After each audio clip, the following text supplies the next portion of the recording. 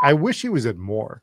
Like, not that he's starving or anything like that, but No. Well, he's easily top 3. You got Vin Diesel, Pauly Shore, and then him. some names to rattle off there. I'm sitting here, I'm like, is Jesse going to forget about Daniel Day-Lewis? And then Yeah.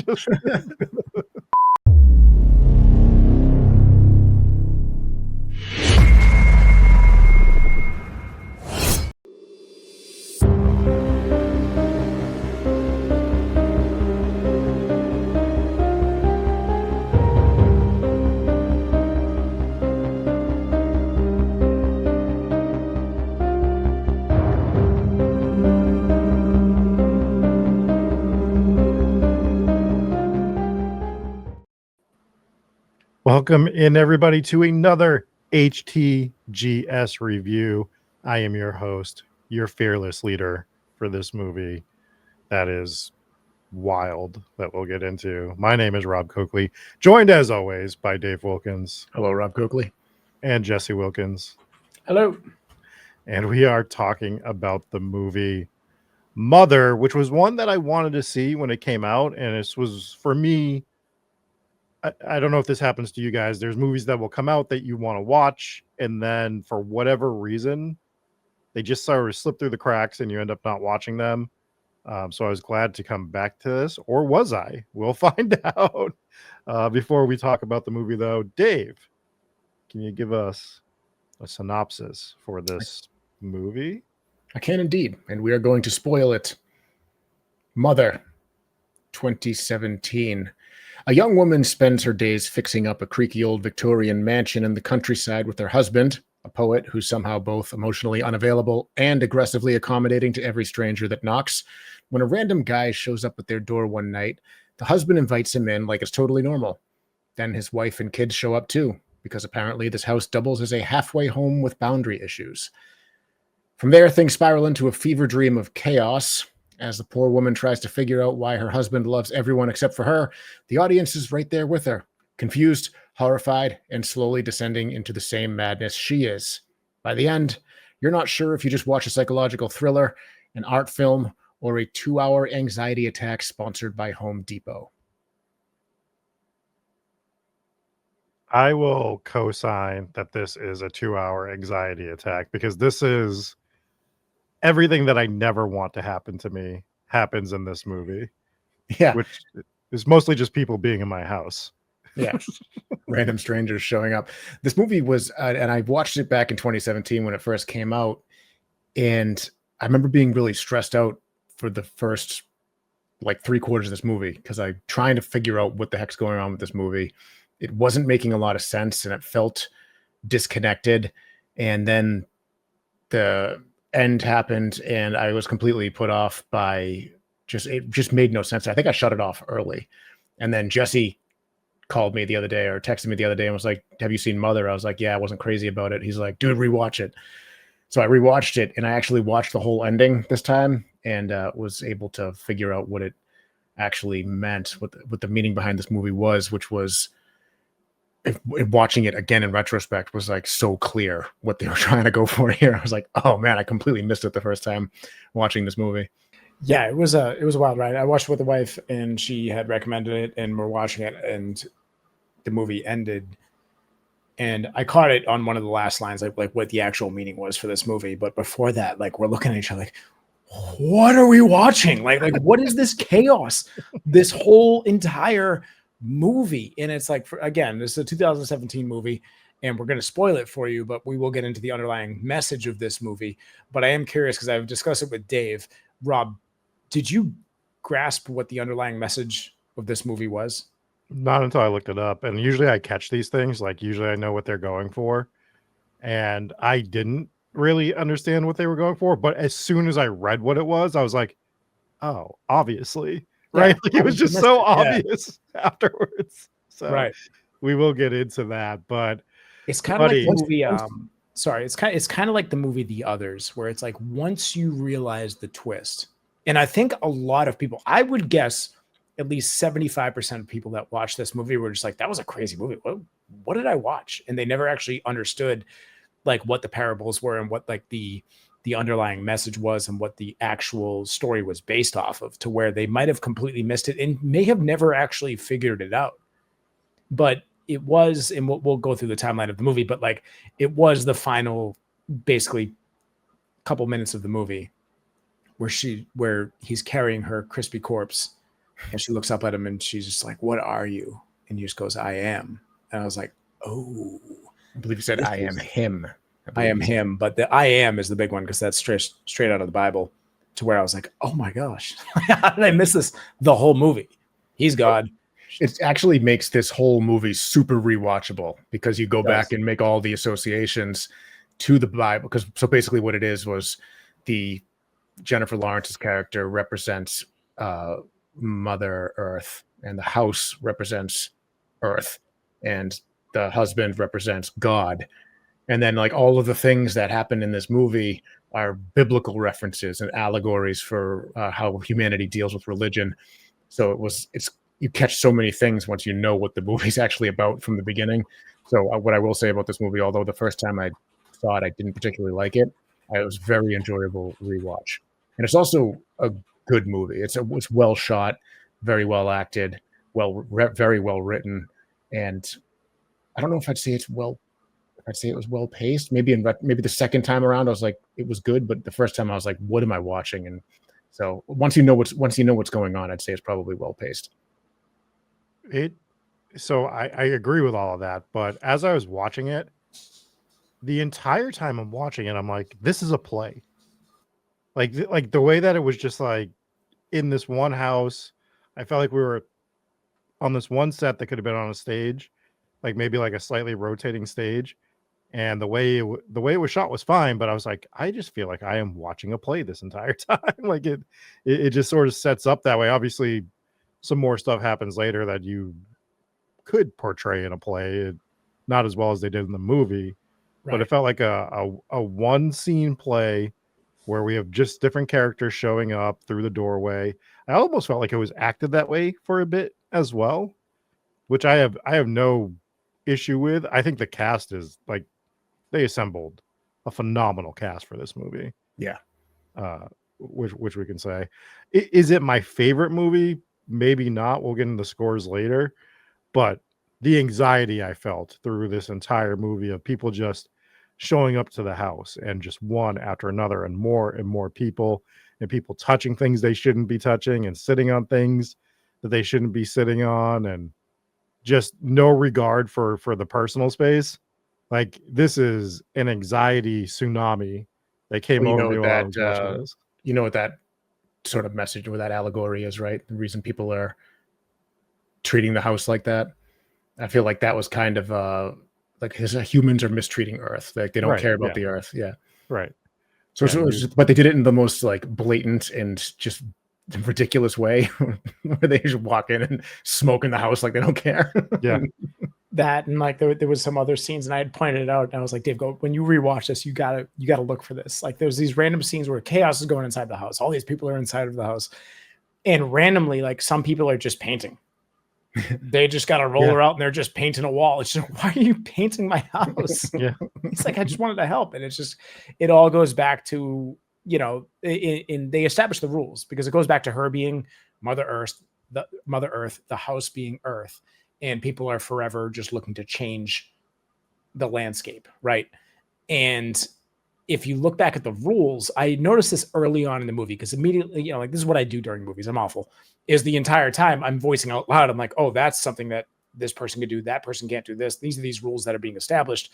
So I had caught on really early, and I'm sure you guys too. Terrible going to the movies with Jesse, because he just does this the whole time out loud. I do, out loud. Yeah, everyone hates me. Not allowed at most theaters. But I noticed very early on. I'm like, she can't go outside. She can't leave. Like she physically can't leave. And you got these weird kind of scenes. I actually didn't really like these scenes where she's like touching the wall and feeling the house kind of breathe or die or whatever. I thought that was an unnecessary element to the movie. It was just like it was showing her connection to the Earth. Well, I understood that, but I felt like you didn't need. I felt like it was unnecessary in the movie. But either way, it was very. And so the entire movie, I'm watching it. I'm like, oh, she's a ghost. she's a ghost in the house. She's haunting the house. Mhm. But there was all these interactions with people that I was like, well, they know she's there and they know she's not a ghost. So maybe she isn't a ghost. And I was very, very confused throughout the movie. Again, I didn't get this. I didn't fully understand what I was watching until just about the last scene of the movie. Well, let's go through it because there are some really interesting comparisons in this movie that are biblical. And whether you're religious or not, it's fun to draw the comparisons and figure out what they're actually saying. But obviously, we established the main characters in the house as God, and then we had the first two visitors, which I believe was Adam and Eve. Well, even before you get there, because if we're going to go through the timeline, then you want to start with the fact that the house is being rebuilt after it was destroyed. Mm-hmm. And if you take that back to the Bible, then you have the parallel between, God's creation of the world. So you have the house being destroyed and then God's rebuilding it, and Mother Earth, or Jennifer Lawrence, she's there are comparisons in this where people are saying that she's either Mother Earth or she's Eve. But I would argue that she's not Eve, because I think the wife who gets introduced later on is Eve. Definitely. Right. Because the guy who's Adam, he has that rib injury. One random scene in the bathtub where he's like, that rib cool. Injuries. That was the shout out to God creating Eve from Adam's rib. God, how did I not get this earlier? Like, it's as someone who does like usually puts this shit together. Like how do I feel so dumb for not getting this one, because after you know what it is, it's like it is just the most obvious of obvious things. Yeah. And then you have the crystal, like that glowing gem that was obviously the forbidden fruit. And you had the ground rules that were laid down by the husband, aka God, where he's like, you don't touch that. Right. He's like, you don't go in my office and you don't touch that. That is very special to me. So that clearly was the forbidden fruit, and that was violated. And he was very, very upset when it was violated. Yes. And that was, that's your Garden of Eden. When Adam and Eve ate the forbidden fruit, he threw them out of the Garden of Eden, and that's when he nailed the door shut to that room. So that's that exactly. And Genesis. You got some Easter eggs with the Adam and Eve thing too, where this guy shows up out of the blue.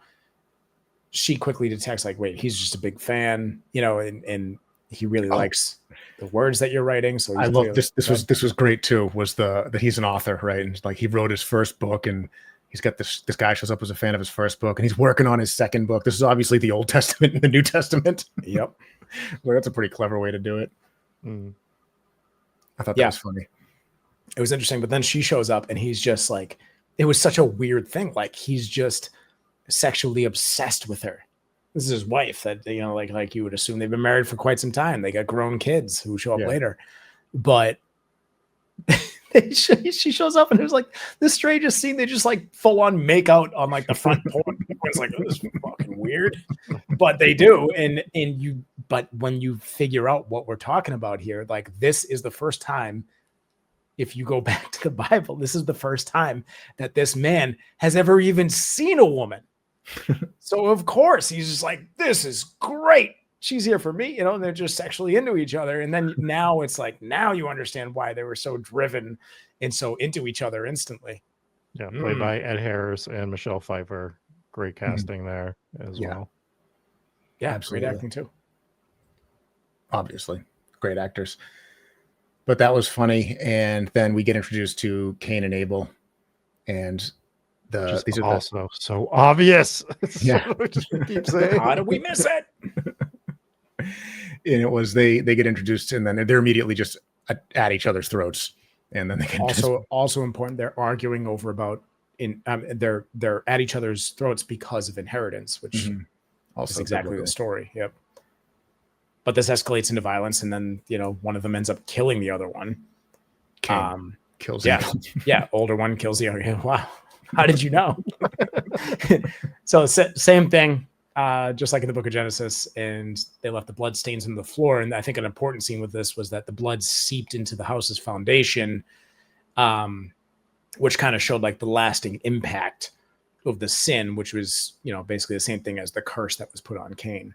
So For people unfamiliar with the Bible, like, you know, we try not to get super into religion on this podcast, but we're going to, because this is you have to draw all of the comparisons. So whether or not you believe it, I don't care, but we're just going to draw it to what is written in the Bible, because this is clearly, and it's beyond refutable at this point, that this movie directly ties into all that. And I thought these ties were super interesting through the whole thing, especially because we missed all of them while we were watching the movie. And now it's like, you got to go back and you're like, how did I not catch it? Like, it was you weren't supposed to know on the first watch through. Right. You're supposed to just be trying to figure out what's happening, because why would you make any of these comparisons? Why would you connect any of these dots until they made it kind of clear? I can see, like, at the end, towards the end with the baby, you could be like, oh, okay, I see what this is. But maybe, you know, but like while you're watching it, you're like, what is happening? Yeah. Well, not all of them, but I feel like some really stand out that you could get on a first watch through. Like the two brothers, for sure, you could have kind of put that together at that point, which I didn't. Obviously, it's obvious, but like, all right, in hindsight, we're like, this was so obvious, but it wasn't, because we didn't get it while we were watching it. And this is not an uncommon dispute that still happens today. You know, he's not standing outside talking to a burning bush, right, where we'd be like, oh, this is the Bible. Right. Yeah. Like, it's not like nobody parted the Red Sea in this movie. Right. So there wasn't like super obvious things. Like a dispute about inheritance is still a thing that happens today. And I'm sure people get murdered over it. I'm sure they do. We've covered it on Hometown Ghost Stories. Go check out the actual feed. Like people still kill each other over inheritance. You know, if they're not lined up to get the money, they take out the person that is. It still happens to this day. So it's like, it's not really so in your face that you would pick up on it the first time that you watch it. And in fairness, the pace of this movie is chaotic. Like, it's just there's not a lot of breathing to happen in this movie. It's just like, the pace never slows down. In fact, it just picks up the whole time. Like there's just a fast moving pace throughout this entire movie. So another small one that we can get to before we get into the absolute chaotic scene of the baby is the flood. So I think the sink bursting and the water spraying, that was what finally got all of the people out of the house. I think that's a reference to the flood in the Bible. So that was kind of like, wow, everyone sucks. Release the water. I think that has to be that, right? Yeah, definitely. Yeah, he's like, we can still fix this. We can fix this. And she's warning him the whole time about basically about the waters coming if you don't. Oh, that's a good point too, is that she kept warning them as well. Yeah. So yeah, I mean, I'm sure I'm not even going to remember all of the references here. And to the point, Dave, like, you should rewatch this movie probably but that's why it makes this movie so rewatchable, just because it's so fun to draw these conclusions or draw these, you know, because on its face, like when you watch a movie like this, like, it's uncomfortable, it's chaotic, it's stressful. So I don't know if this would necessarily be a movie that people would really want to rewatch. It was good. It was a good movie. Like, it's going to get a high score from me. Like, I thoroughly enjoyed this movie, aside from putting all the puzzle pieces together now. Right, where maybe I would have rewatched it, but like, it's not one of those movies where you're like, you had a good time. But we're reviewing horror movies. Rarely are you like, that was fun. You know, I think of like Trick or Treat. I think of Dave gave me the sociopath smile because he really likes to watch people get murdered. I love horror movies, but like, rarely I'm going to watch a horror movie and be like, I can't wait to watch that one again, especially the disturbing ones. And this one would have fallen into the category of like, I don't know if I would really want to watch that again. But it also falls in that gray line where it's like, and mind you, this is without putting all the detective pieces together now. Without playing detective, this movie's kind of rewatchable because you're like, it was so over the top and wild that I want to watch it again and just go through that again. But now that you have the clues, you're like, now I really want to rewatch it again. See how dumb I was the first time where I didn't pick up on all these things the first time. So dumb is the answer. Too dumb. Yeah, but the movie really took a turn. It really took a turn before the baby was born. So she's pregnant. The house is going crazy. The house goes into like full blown, what the hell am I watching mode? where you have wars going on inside the house, SWAT teams busting through the windows, people getting killed, People all just sorts stealing of all their shit. people stealing everything. It was all like, and it was all basically when the New Testament got released, right? So his new book comes out, the fans show up, it gets way out of hand. And my favorite thing, my second favorite thing, I'll get to my first thing later. My second favorite thing about this was amidst all the chaos with the house burning down, well, not yet, but like all the chaos going on, people getting shot, SWAT team running in, military coming in, war happening inside of the house.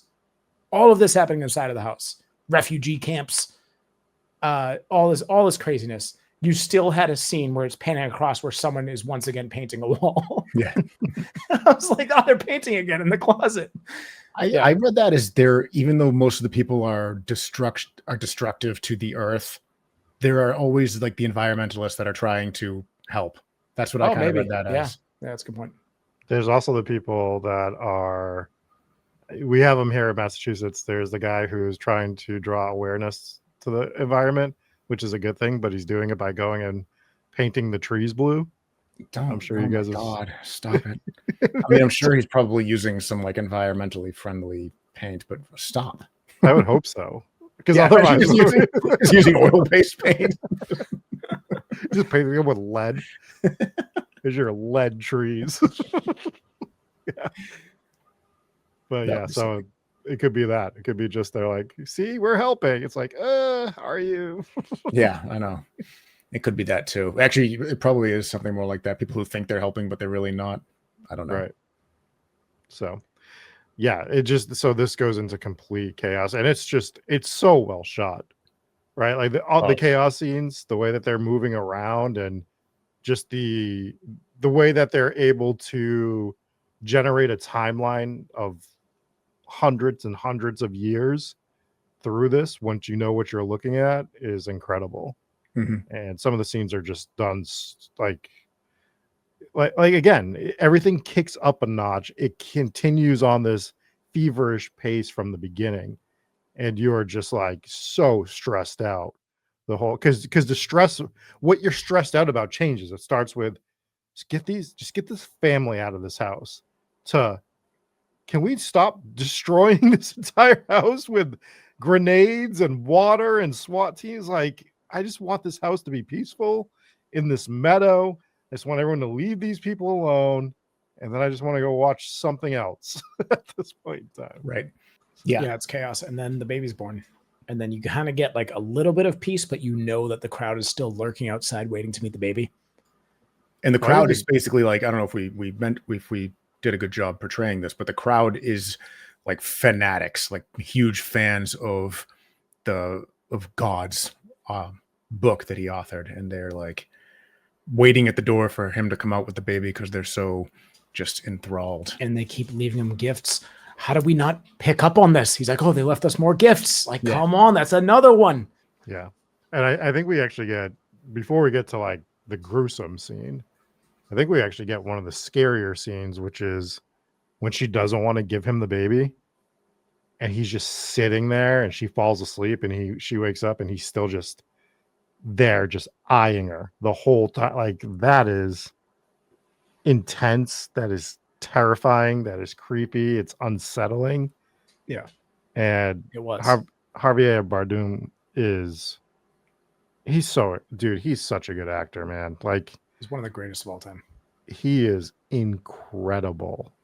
I don't know if I've ever seen him play a role poorly. Every time, and like, he's always in a movie, he encapsulates that character. He's so good. I wish he was in more. Like, not that he's starving or anything like that, but no. Well, he's easily top 3. You got Vin Diesel, Pauly Shore, and then him. Some names to rattle off there. I'm sitting here, I'm like, is Jesse gonna forget about Daniel Day-Lewis? Yeah. He's up there. Not top 3 though. Fair point. So then the next scene is the scene that this movie kind of landed in infamy for, because anytime up until this point, this movie never would have landed in a conversation of most disturbing movies available. But this one, anytime I see a list of people talking about the most disturbing movies they've ever seen, this one's on there, and it's because of this next scene. So if you don't like that type of stuff, plug your ears. But the Javier Bardem's character gets his hands on the baby, and he brings it out and gives the baby to the people, and they, of course, take it and tear the baby to pieces and devour it, which is Not before the baby peed on them. not before the baby peed on them. The baby peed on them. Oh yeah, yeah. Oh, yeah. Go back and watch just peeing. Yeah. That's yeah. Was that a reference to something? Do you think? I mean, obviously, the consuming of the baby is your transubstantiation reference, but Maybe baptizing, but I feel like that's a stretch. yeah, I don't know. Christening, Maybe they're showing it's a baby. At that Maybe. point. maybe, but that kind of brings the whole. I could definitely see like that being the point where you start connecting the dots, right? Because I mean, like, how do you rationalize eating a baby? I feel like you can't. Please try. Yeah. Go. The floor is yours. Well, in this case, it's it's an allegory for transubstantiation, which is the belief, the communion, the Eucharist. I do feel like this, yeah, well, you can make the reference, and the reference is true according to the timeline of events here in the story. They didn't eat Jesus when he was a baby. So I feel No? like, so you had brought Jesse. this up when he was a baby. They didn't eat baby Jesus.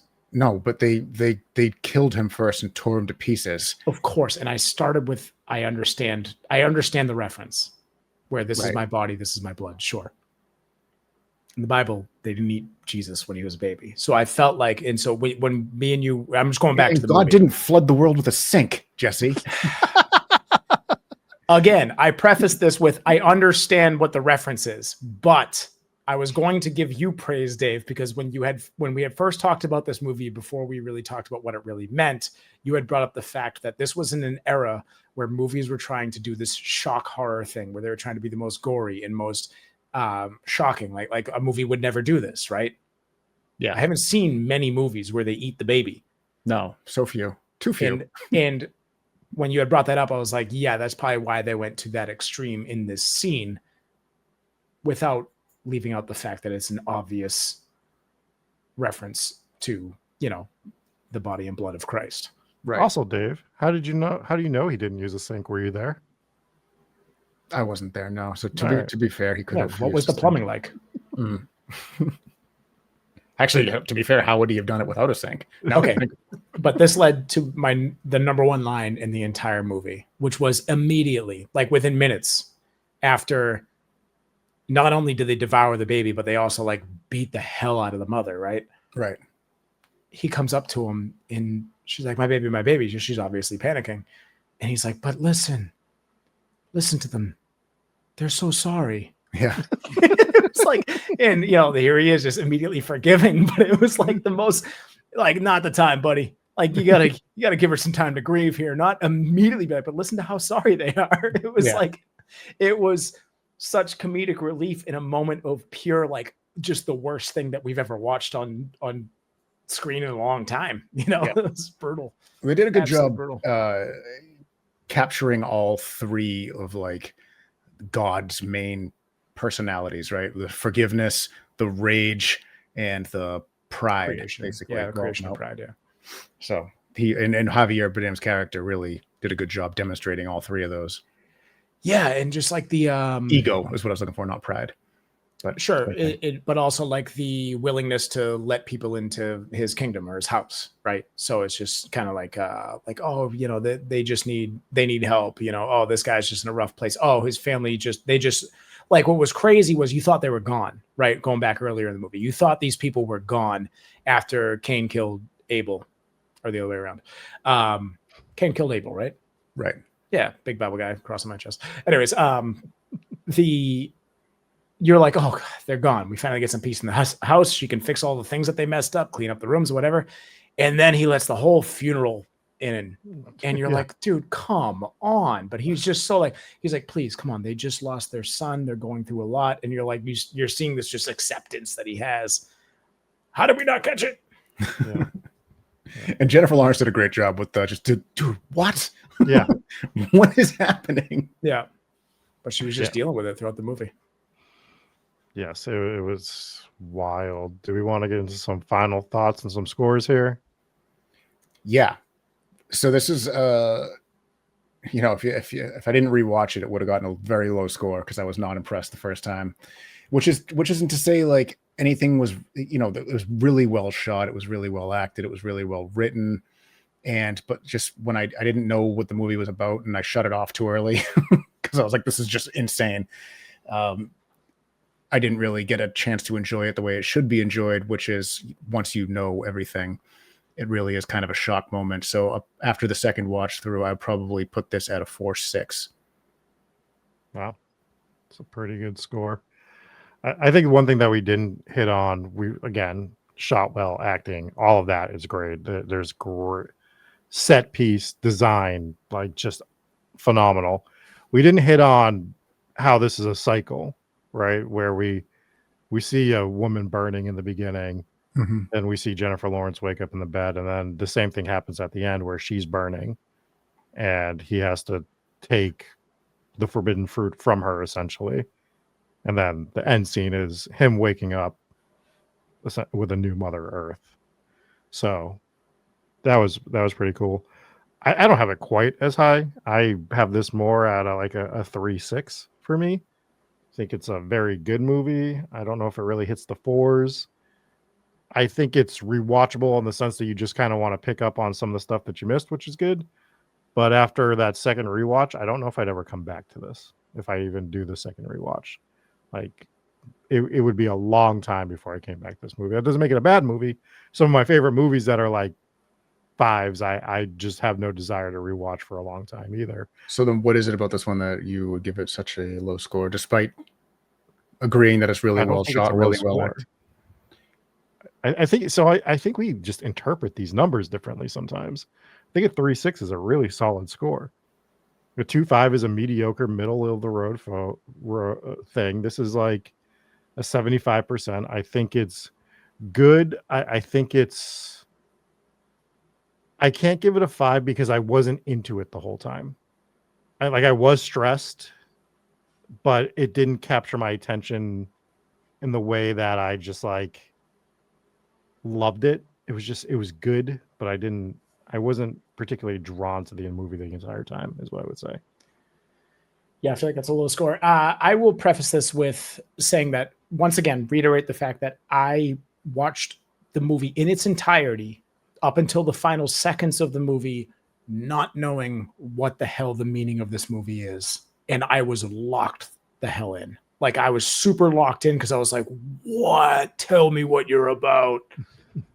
Little did I know I've been studying it my entire life. But I did not know. I did not know what I was watching, but it absolutely held my attention. I enjoyed every second of it. I was almost upset when it ended, and I don't really know what could have been improved. Like we said, the acting, phenomenal across the board. The writing was great. The message was not in your face or obvious, because if this was like, like Christian rock music, right? If you love Christian rock music, that's fine. I'm a Christian. I go to church. Sometimes. I usually work on Sunday mornings. Anyways, I find Christian rock music extremely corny because they're jamming the message down your throat. This was not jamming the message down your throat. In fact, you can watch this movie in its entirety and have no idea what it's about, which is what I did. Maybe I'm an idiot. But at the end of the day, it wasn't like one of these movies with a political or religious undertone that is like completely throwing it in your face and making it an unwatchable movie, unless that's what you're into. This movie was a movie in itself.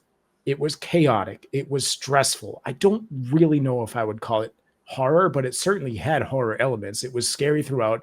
It had some gory scenes. It had some terrifying scenes. More suspense, more psychological, I guess. But I don't really know. Like, there wasn't like jump scares. There wasn't really like terrifying moments until like the end of the movie, I guess.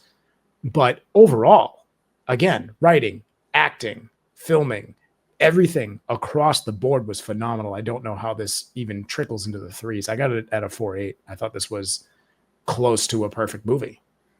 And I can't find anything to improve on it. I get what Rob's saying though, where he says that it's, you know, you can agree that it's just well shot, it's well acted, it's well everything good about it, not have a single negative, except if you're just not into it, you're not into it. If it's not your cup of tea, it's not your cup of tea, and that's fine. Yeah, I do agree though that they did a good job not ramming a message down your throat. I think they left it very ambiguous. I don't know whether this is anti-religion or pro-religion or Yeah, isn't that strange? Yeah, I actually don't know. Yeah. I feel like it could be construed either way. I feel like because it's Hollywood, it would more likely be anti-religion. But right, but again, it's also like humans bad. Like, are humans the villain or is God the villain in this movie? Like, you don't really know. So it's like again, it just goes back to my original point of like, you know, Christian. It's, again, if you love Christian rock music, I apologize, I'm not a huge fan, but Christian rock is just the message every single song, and it's just very obvious and in your face. This one, it's like I don't really know whether this was the good guy or the bad guy or what to take away from it. All I know is it was a fun watch, and it was it for every, you know, it hit every point that you would hit in a good movie. So that's why it gets a good score. I think we need to have a half an hour show just discussing our individual scoring systems. We don't know what we interpret good and bad scores are, because I think a 3.6 is a really good score. Like I think it's good. It's not a great score. Yeah, that would if it was a 10, it was just out of 10 score, that would be, you know, high sevens. Or yeah, high sevens. But I mean, that's a C. Yeah, I guess that makes it tough. That does make it tough, because if it was out of 10, it would sound like a much better score to put it there. But anything below a 4, I'm like, so you didn't like it. Yeah, I think it's good. A 2.5 is like middle. It's like an average movie is a 2.5. Yeah, see, mine is more like a grading system. If you have a 2 and a 5, that's a 50%. That's a bad score. Which is a middle of the road. Like it's yeah. So you're going more of like a cup of water. F. Where if you have all right, well, think of it this way, Dave. The way Rob's scoring this is if you have a half of a beer. This is not beer, this is liquid death. If you have half of a beer, you're like, oh, I'm good, I don't need to get another beer. I'm going to enjoy the rest of this beer. But if you take it in terms of grades on your report card back in school and you get a 50%, that's an F. Mm-hmm. Dad will be happy if you bring him home half a beer. Dad will be mad if you bring him home an F. Like you, Dave. Dave will be mad if you only bring him a half a beer. Where's the rest of my beer? Yes. You would have questions for your kids. Where did the rest of the beer go? Anyways, that'll pretty much do it. You want to land this plane, Rob? Yeah, we want to know what your score was for this movie, because I think this will be one of the more decisive movies that we have here. Like not decisive, divisive was the word I was looking for. Divisive movies that we have had on HTGS reviews, just based on whether you got it, whether you didn't get it. I could definitely see this just not being some people's cup of tea. I could see other people just being at the edge of their seats the whole time. So let us know what your score is in the comments, whether it's here on YouTube or if you're listening on Spotify or Apple. We will catch you for our next horror movie review. Everybody, we'll catch you. Peace.